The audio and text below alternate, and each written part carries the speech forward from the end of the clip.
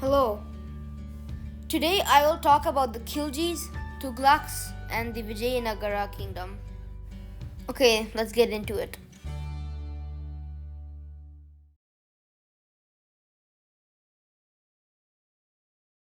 In the last video, I mentioned that Muizuddin Kaikabad of the Delhi Sultanate was assassinated by Jalaluddin Khilji, his courtier. This marked the end of the Mamluk dynasty of the Delhi Sultanate.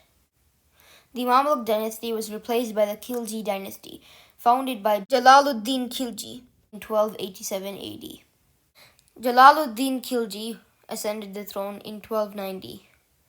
He was a somewhat strong king, but since he was very emotional and affectionate, he was vulnerable to many rebellions.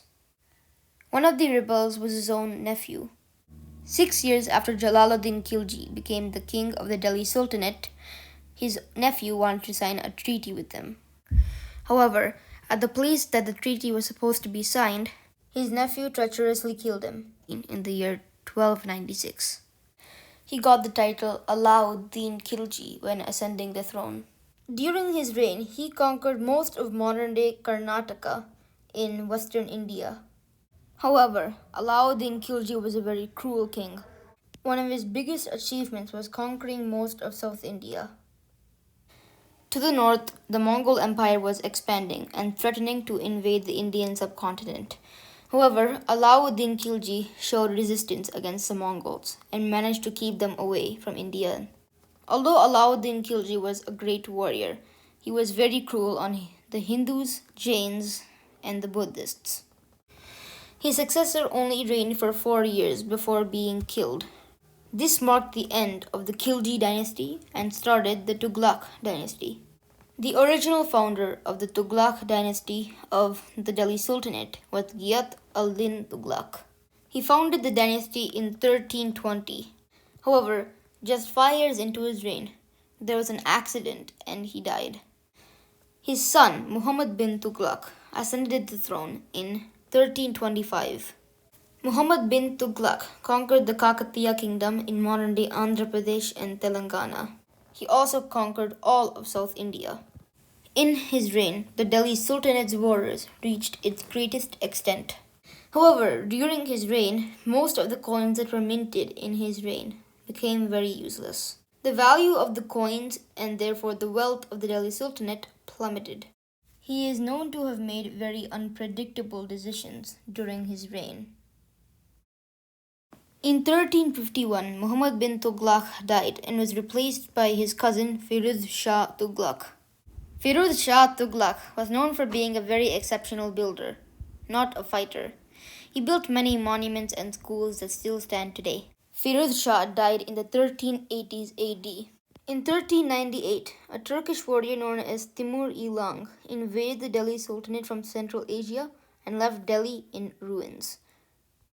This ended the Tughlaq dynasty and started the Sayyid dynasty. By this time, the South Indian kingdom of Vijayanagara was growing very rapidly. The Vijayanagara kingdom was founded by brothers Harihara and Bukka. The Vijayanagara kingdom weakened the Delhi Sultanate. In the 1400s, they reached their maximum extent. Meanwhile, in the Delhi Sultanate in the late 1400s, the Sayyid dynasty has lost a lot of power and was replaced by the Lodhi dynasty, founded by Bahlul Lodhi. This would be the last dynasty of the Delhi Sultanate. After Bahlul Lodhi, his son Sikandar Lodhi took over. These two sultans of the Delhi Sultanate brought back most of the power to the Delhi Sultanate, but not its land. Sikandar Lodhi was succeeded by Ibrahim Shah Lodhi. Meanwhile, in Vijayanagara, a king called Krishnadeva Raya expanded into the kingdom of Kalinga in modern-day Orissa and annexed it. Krishnadeva Raya was a very tolerant person, even to non-Hindus. Some of his achievements were building the Virupaksha temple in modern-day Karnataka. A golden age flourished under him. Under Krishnadeva Raya's rule, poetry, art, and culture flourished. Many works such as the Vemana Satakam was written during this time. Krishnadeva Raya also had a very intelligent courtier called Tenali Rama. Krishnadeva also constructed many elephant stables that still stand today. It was under Krishnadeva that the Tamil poet Haridasa composed many Tamil works. Krishnadeva promoted Dravidian architecture as he built these temples almost all over the Vijayanagara Empire. The last king of the Lodhi dynasty of the Delhi Sultanate was known as Ibrahim Shah Lodhi. In 1526, a Uzbek Turk known as Zahiruddin Muhammad Babur defeated Ibrahim Shah Lodi at the Battle of Panipat.